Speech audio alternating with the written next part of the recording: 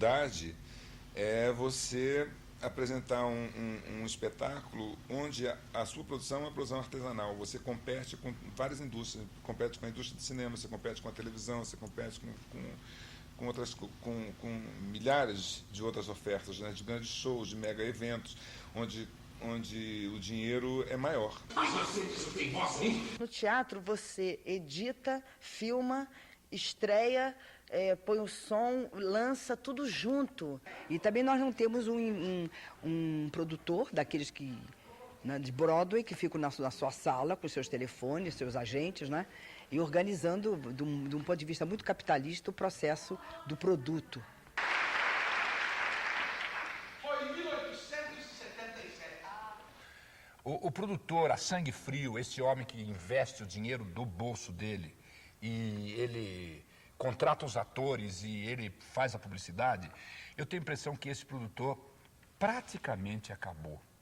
Se eu fosse pensar do ponto de vista racional, eu jamais faria esses projetos, se eu fosse pôr na ponta do lápis, que são projetos que teoricamente não atingiria o chamado break-even point, que é, não digo nem no lucro, é o ponto de empate, que você zera a produção e que você mantém o espetáculo. Mas, Frosina, mudando de pato pra ganso, como vai o nosso negócio? Assim, maravilha! Konstantin Trapriev! Já tá o público entrando? Já? Cadê o meu rádio? Eu vou falar com ele.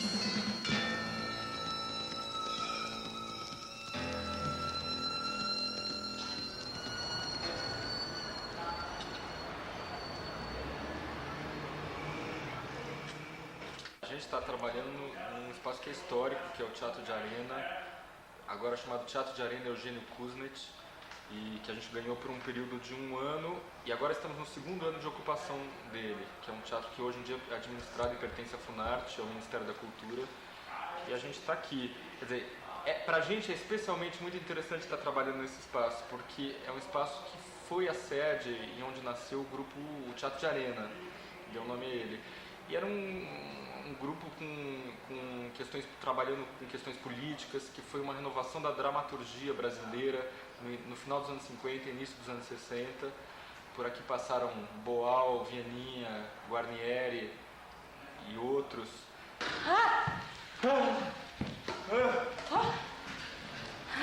Tem sido, para a Companhia do Latão, fundamental a gente estar ocupando esse espaço aqui, primeiro porque não há a preocupação de você pensar como você vai pagar o aluguel do espaço que você está ocupando, ou então pensar em problemas burocráticos de manutenção de um espaço, porque aqui a gente tem todo o apoio que a gente necessita e isso permite que a gente mantenha uma continuidade de trabalho.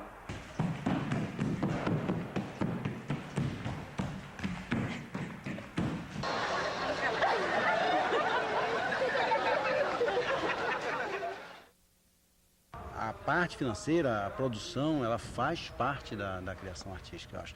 Acho que na medida quando você, por exemplo, essa peça, tem uma hora que você tem que dizer que tamanho ela vai ter. Assim, desde a adaptação.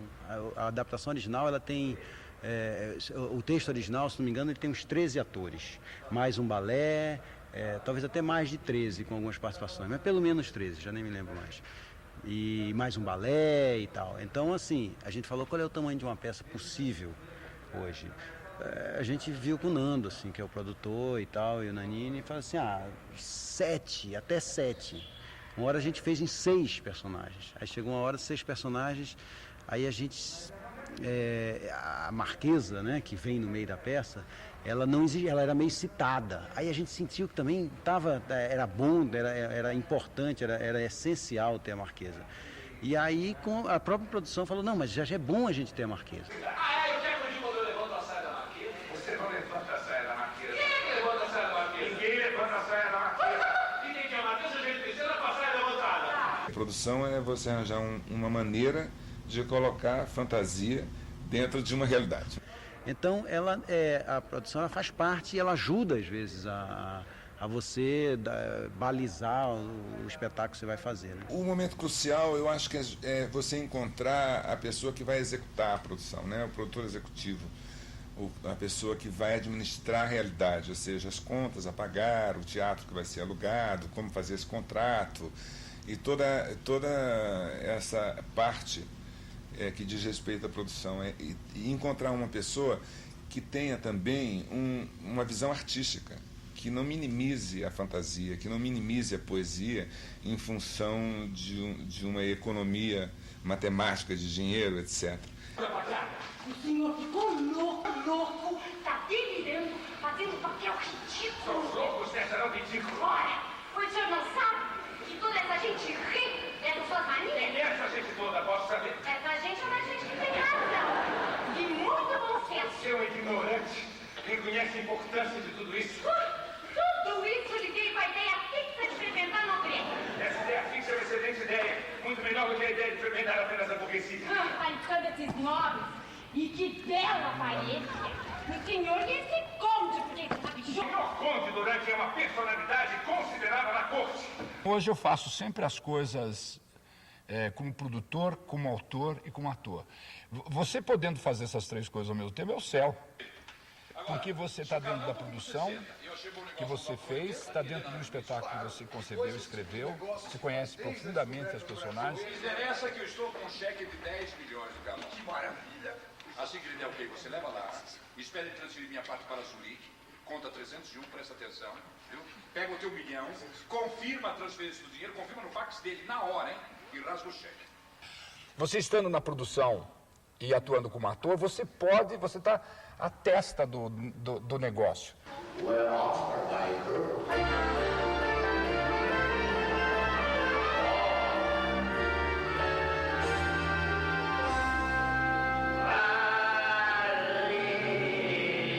acabei me tornando produtor, entre aspas, ou me envolvendo na questão de produção por uma contingência absolutamente contra a minha vontade.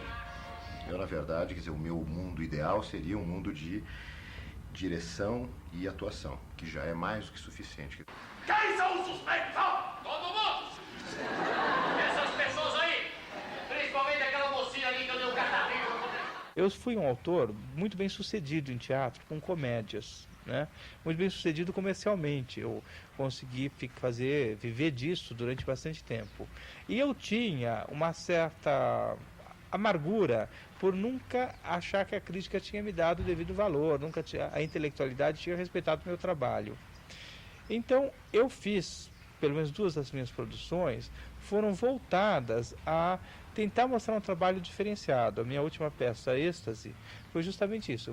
Não era comédia, era um super drama, em que eu me dei um presente, eu queria mostrar um trabalho diferenciado. Não esperava ganhar dinheiro com ele, mas não esperava o prejuízo que eu tive também, porque eu tive um belo prejuízo. Eu não tenho essa coisa de querer ser o dono, o chefe. O empreendedor? O empreendedor, não, nada. Eu sou anarquista. Acho que a minha arte é essa. Põe um tapete no chão e conta história.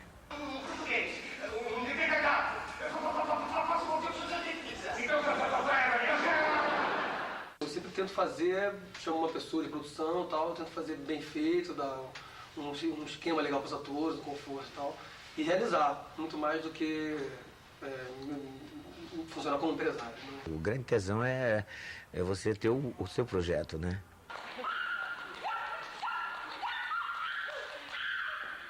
Essa decisão parte de uma vontade de criar o seu próprio mercado de trabalho. Essa é a expressão mais comum, mas é verdade. Quer dizer, é muito difícil você ter uma vida contínua no teatro se você não se autoproduz. Então é sempre o ator que se autoproduz, ou o autor, ou o diretor que se autoproduz, não é?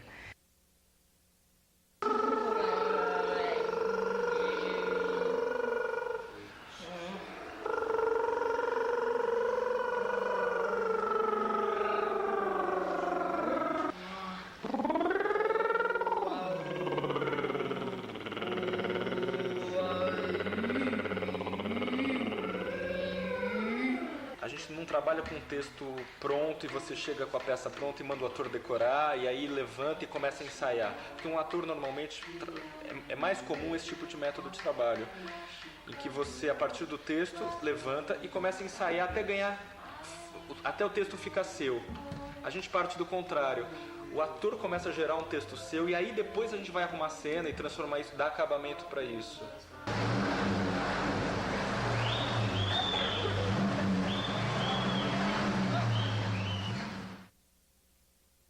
O teatro brasileiro existe em função da televisão, da publicidade e da família. Porque boa parte das pessoas que fazem teatro não vivem de teatro. Sobrevivem porque trabalham na televisão, porque trabalham no mercado publicitário, fazendo comerciais, ou porque ainda moram na casa dos pais. O público está nas periferias, o público está em Osasco, Penha, Campo Limpo, em todas essas cidades. Eu diria que a coisa moderna a fazer seria realmente um teatro de grande qualidade e que a gente pudesse correr São Paulo onde o público está, né? Levando, claro, apoiado por uma publicidade legal, por um sistema de som legal, por uma luz bonita, etc. A gente acabou de estrear aqui, vai botar tudo nas costas, vai para Curitiba, Salvador, Rio, São Paulo. Ainda devemos depois tentar mais 2 cidades, se a gente conseguir mais um dinheiro, porque você tem que conseguir que as cidades apoiem que você vá lá. É uma batalha colossal, porque no passado a gente ia a um banco, a gente pedia o dinheiro emprestado, a gente pagava com os papagaios, e pagávamos também com a bilheteria, porque, por incrível que pareça, a entrada era suficiente para manter uma produção. Esse dinheiro também a gente guardava no bolso, sobretudo, porque não tinha aplicação. E na peça seguinte também pegava esse dinheiro, mas do banco ainda fazia um espetáculo maior. Isso durou muito tempo, foi a década de 60 toda, foi um pedação de 70, ainda se trabalhava muito assim, há 90 dias com o papagaio no banco. E aí sempre deu para pagar, nunca teve problema nenhum, porque não tinha acontecido ainda o fenômeno da retração do público universitário, né, que hoje em dia ele está muito retraído com relação às artes cênicas.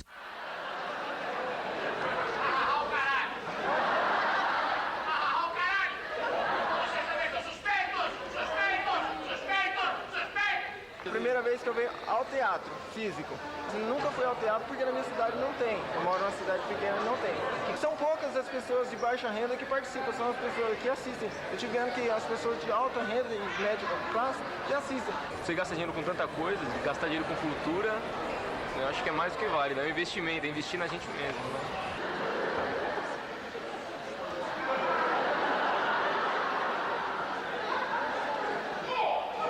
Se você quiser fazer um espetáculo como se deve, ou seja, com todas com todo o requinte técnico e com toda a divulgação que um espetáculo, por exemplo, para estar numa cidade como São Paulo, Rio, as outras capitais do país necessita, você não tem como pagar, mesmo que o teatro lote.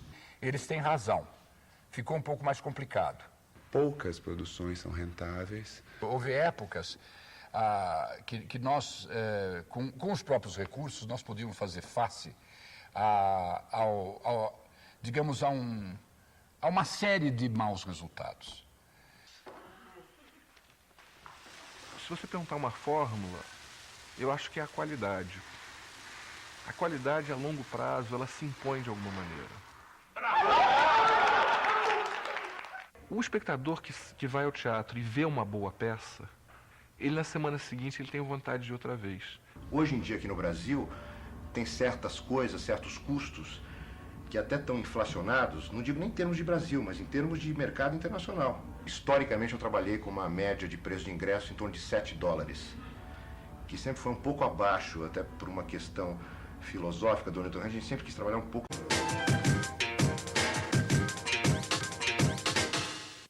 A gente vai fazer um pequeno exercício que eles estão cantando, que é um material que serve de aquecimento e é um material que tem a ver com o tema da pesquisa do espetáculo, da pesquisa musical do espetáculo.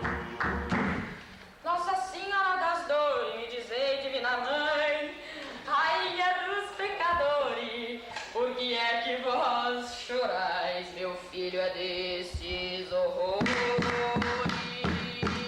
Tava tudo encorrentado pelos laços do maldito e Satanás ensinando, beber, matar, dizer de pra nos levar pro inferno e condenar o nosso espírito. A gente tem matéria-prima que vem do Fausto, são fragmentos que vêm da tradição popular do cancioneiro brasileiro ou de poetas desconhecidos, como alguns desses que a gente viu aqui.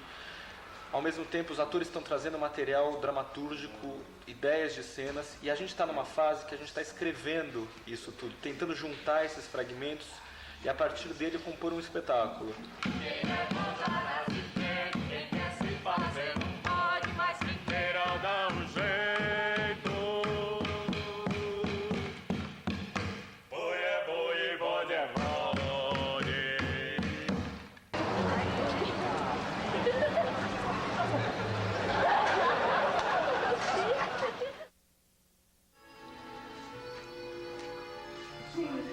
Tudo só uma pessoa. Meu Deus, você sozinha. Teu amor e teu desejo me farão rainha.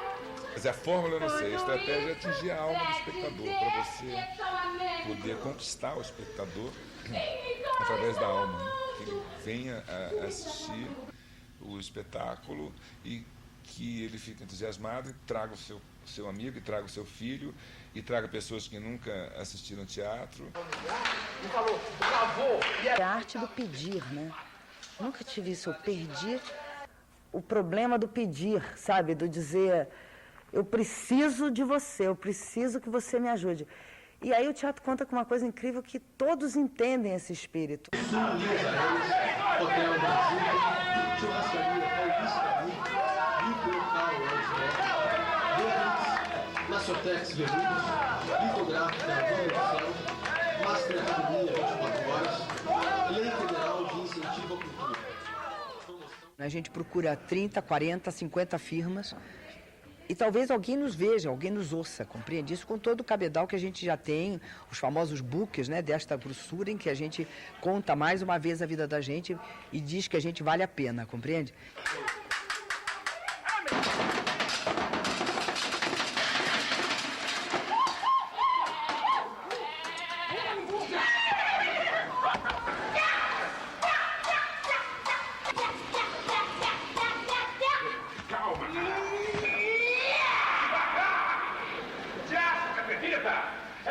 Eu não dissocio necessariamente um trabalho experimental, um trabalho que tem inovação, que é instigador, de um trabalho que é sucesso de público. Eu acho que não é agradando ao público que você vai atrair ele, às vezes é o contrário, às vezes é instigando o público, às vezes é propondo uma coisa nova, às vezes é até incomodando e que você faz sucesso assim também. Mesmo sem dinheiro, o espaço ele é agregador de pessoas. Você consegue manter atores, técnicos trabalhando. A gente conseguiu isso porque a gente tinha duas coisas: um espaço e uma ideia na cabeça, um projeto que interessava esse grupo de pessoas estar desenvolvendo. Isso, de certa forma, suprimiu a ausência de dinheiro provisoriamente.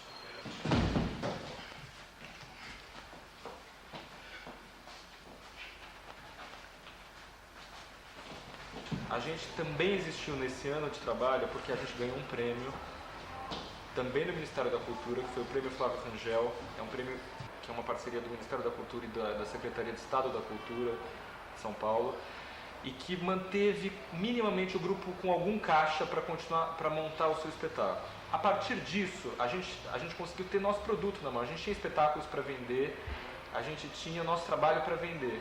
E a gente tem conseguido também vender o nosso trabalho. Pelo poder de Deus Padre, Filho e Espírito Santo, e do apóstolo Tiago, eu mando que assim como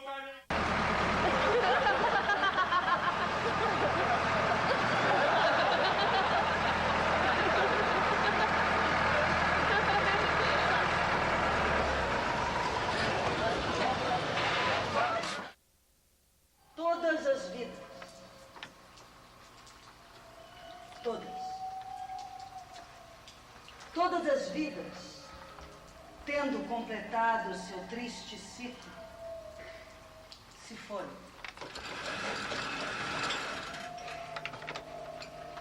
Há já milhares de séculos a Terra não carrega sobre si uma única criatura viva. Quando você está assim convicto, vale a pena correr qualquer risco. Eu acho. Aqui mesmo com o Burguês, quando pegou fogo, o teatro não viu, porque pegou fogo no meio de uma temporada, eu não tinha ainda terminado o projeto de levar ainda a outros lugares. Então não hesitei em refazer todo o cenário, o figurino, em refazer tudo outra vez. Era um risco que, enfim, chega uma hora que você não pensa, você intua e depois não vai lá para a matemática, senão você não faz. E finalmente curve-se até a altura do joelho do homenageado.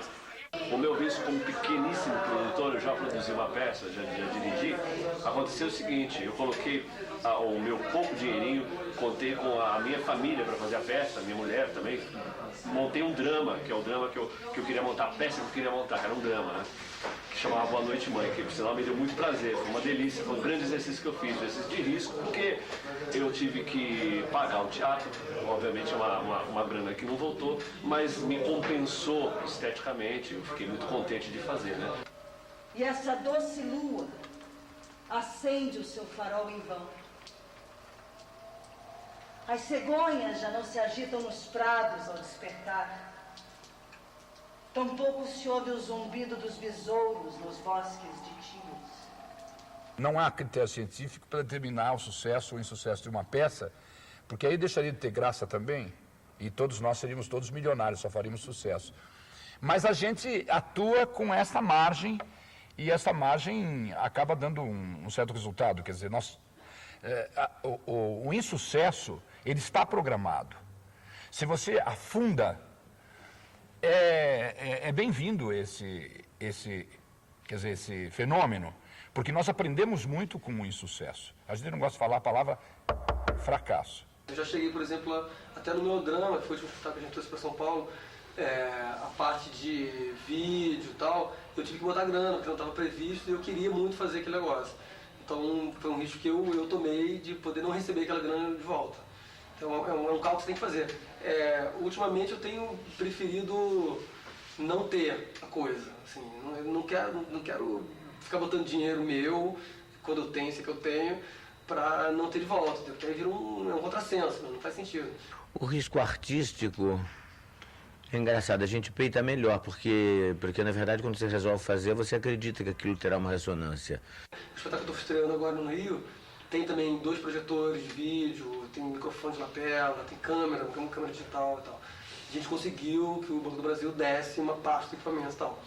Mas se não tivesse, não ia ter. Talvez eu botasse minha televisão, meu vídeo, comprasse uma câmera, já ia ser uma coisa mais pobre. Então é uma dialética que você tem que... É uma coisa muito pessoal, assim. Você pode querer investir tudo. Tem gente que já vendeu apartamento para fazer espetáculo. Em todo o universo, somente o espírito permanece imutável. Como um prisioneiro atirado num poço profundo e vazio. Não sei onde estou nem o que me espera. Então é mais uma manutenção do sonho artístico, mais do que a possibilidade de você se ressarcir como ofício, como profissional, na feitura deste projeto. Então você faz televisão junto, você faz cinema, você faz publicidade, você se divide, mas eu acho também que isso é uma tônica de todo e qualquer profissional no Brasil. Novas formas, a nova era do teatro.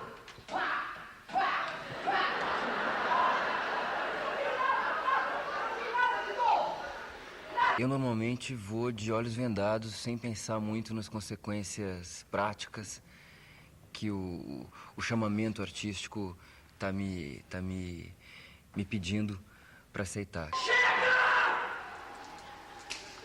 Cortina! O pedaço terminou! Está sentado? Mamãe! Chega! E a passada a cortina! Menina, pode sair. Mil perdões! Qualquer exibição, qualquer exposição é uma espécie de um striptease, é uma espécie de um desnudar-se, assim, que pode ser muito desagradável. Eu acho que um artista é um louco, assim, é um exibicionista, um maluco que gosta de exibir suas entranhas publicamente. Eu tenho 2 espetáculos que eu produzi.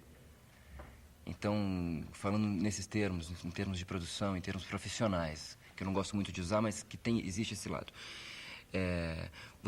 Algumas malícias você acaba adquirindo. E elas são boas para você, porque elas fazem com que essa queda livre seja um pouco amortizada.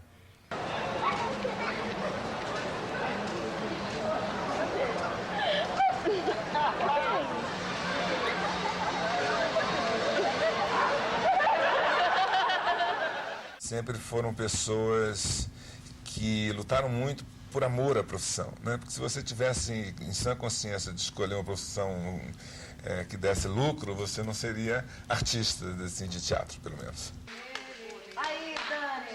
Você tem que ter a indústria do teatro, você tem que ter, e uma indústria outra. Ao mesmo tempo, isso em Nova York, por exemplo, criou um racha do downtown e uptown. Então, uptown é midtown ali, é a Broadway, é grana. E aí é a loucura do dinheiro, assim, impressionante. E você tem alguns artistas que sobrevivem com leis que obrigam eles a não lucrarem. Então, é um racha muito grande. Nisso, o Brasil é um país interessante, porque o lado artístico pode virar mainstream, pode virar o sucesso de público. Tem um trânsito que eu acho interessante, entendeu? Coisas de vanguarda viram público. Só que isso aí que é loucura, porque não é ciência exata mesmo. Seguramente o crescimento do teatro passa pelo crescimento econômico e social do país, que vai desde um aumento do PIB, portanto, aumento do poder aquisitivo, portanto, pessoas que tiveram uma escolaridade maior e que vão procurar um entretenimento mais sofisticado. Eu acho que o teatro brasileiro ele tem que aprender a ser eclético. Ele tem que viver com as várias diferenças estéticas. Eu sempre digo, se você quiser ganhar dinheiro, o teatro não é bom. Não é um bom negócio. Agora, se você tiver paixão e gostar, aí eu acho que é o melhor negócio do mundo, né? Não há nada mais delicioso do que você ser aplaudido e ainda receber por isso, né? Eu não vejo outra solução a não ser o fortalecimento dos grupos. Eu acho que o grupo é o principal patrimônio do teatro brasileiro. Seria bom que a gente tivesse que fosse mais popular sair de casa no Brasil, que a gente conseguisse elevar o nível de vida da nossa classe trabalhadora, entendeu? Para que fosse normal ir ao teatro. Agora, não dá para negar que assim, você sempre tem milhões de possibilidades de investimento também. Você pode investir num show na praia, lá no Rio de Janeiro, que chama muito mais atenção e tal.